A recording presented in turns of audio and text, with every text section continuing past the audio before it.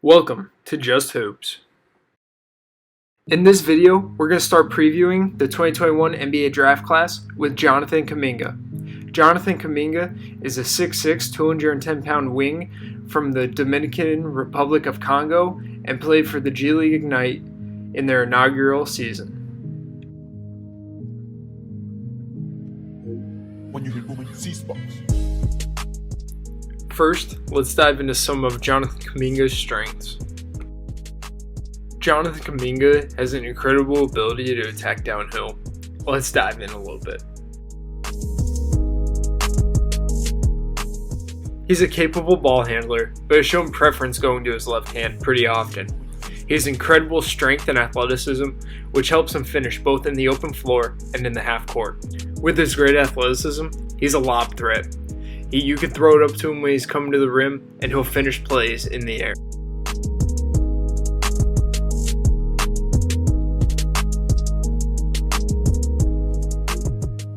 He's shown that he has a variety of ways to finish around the hoop, whether that means powerful and finishing above the rim and through contact, or if that means with some finesse and touch, with floaters and soft layups around the hoop.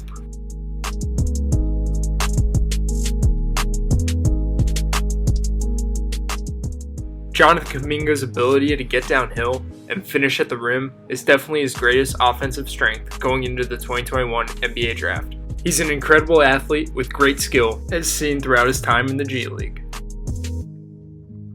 Next, let's talk about Kuminga's jump shot foundation.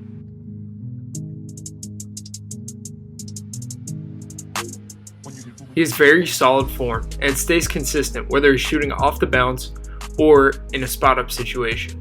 He gets his feet down, rises up, and finishes with an incredible follow-through and sticks it. Just these clips, though, has shown his ability to stretch the floor and also create a shot off the bounce. If he's able to bring this to the next level, he can be a deadly one-on-one threat. His jump shot foundation is just another example of his raw talent and skill, which is making him projected as a top 5 pick in this year's draft. Time to talk about Kuminga's versatility and ability at the defensive end of the floor.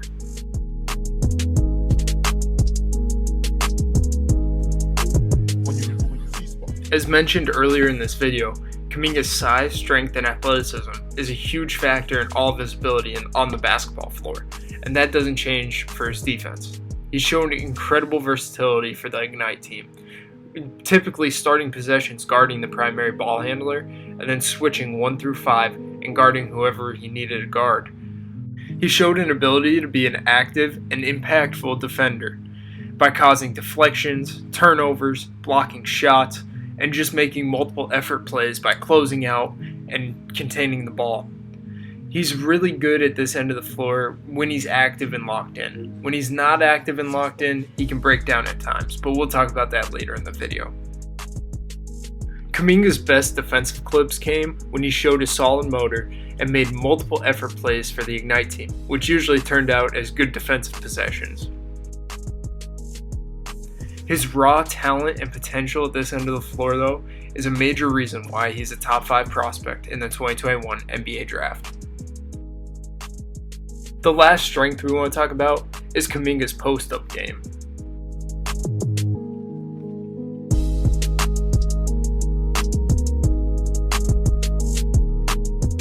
Kuminga was featured a solid amount for the Ignite team in post-up situations, whether it was on the block, in the mid-post, or at the pinch post or elbow.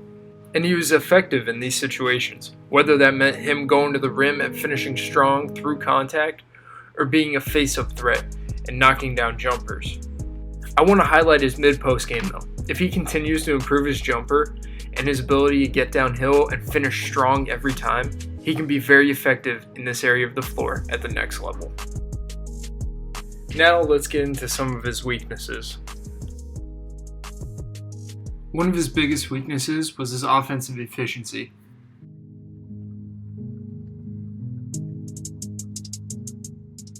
Kuminga only shot 38% from the field and 24% from 3, which aren't numbers that pop off the board.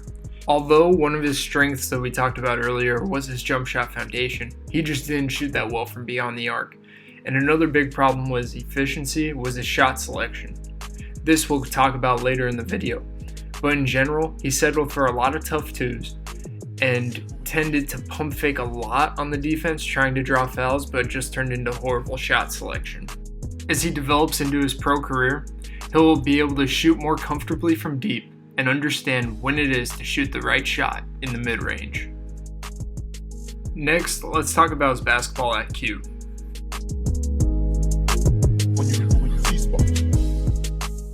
Throughout his time in the G League, Kuminga has numerous examples of him just making either the wrong play, trying to hit the home run pass, or just being lazy with the ball in his decision making. Most of his weaknesses tie back to his lack of high IQ and good decision making, and these turnover clips are another example of that. He needs to improve with the ball in his hands to make smart plays in order to be a high-level player at the next level. Now we're going to dive into some of the problems that Kuminga has on the defensive end of the floor. When you hit moving C-spots. One of Kuminga's biggest issues defensively is just breaking down on the ball, whether that means reaching or just being lazy and not being able to stay in front of his guy. He showed the potential of guarding 1 through 5 that we talked about earlier in the video, but at times he just seemed like he couldn't stay in front of smaller, quicker guards. Another one of his major issues defensively was getting caught on screens. He got caught on screens way too often and it took him out of the play, both on and off the ball. He definitely has the physical tools to get through screens, so hopefully at the next level he shows improvement in this area.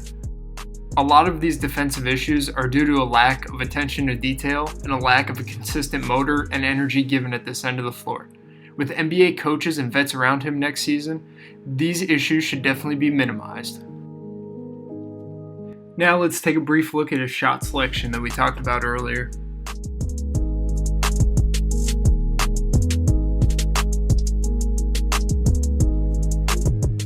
Kuminga's shot selection definitely was the biggest reason his efficiency was so low. One of his biggest issues with his shot selection was his tendency to pump fake to draw fouls. All it did was turn into either a bad shot or a turnover. Hopefully, as time goes on, he understands when to try to draw fouls and when to take these tough twos, helping him develop into an overall better basketball player. The last weakness we want to talk about is his ball control.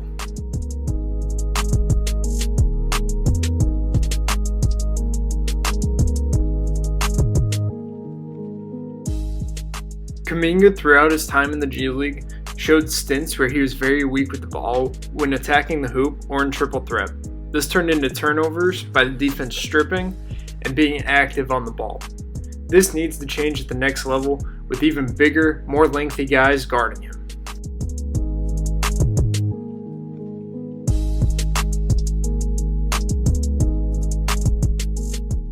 Another issue Kuminga had with ball control was being out of control going downhill and drawing charges.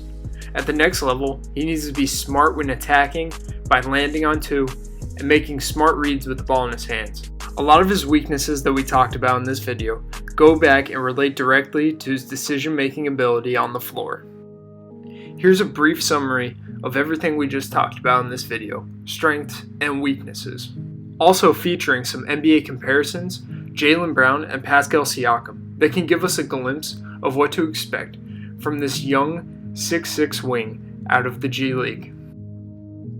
Jonathan Kuminga has talent out of the wazoo.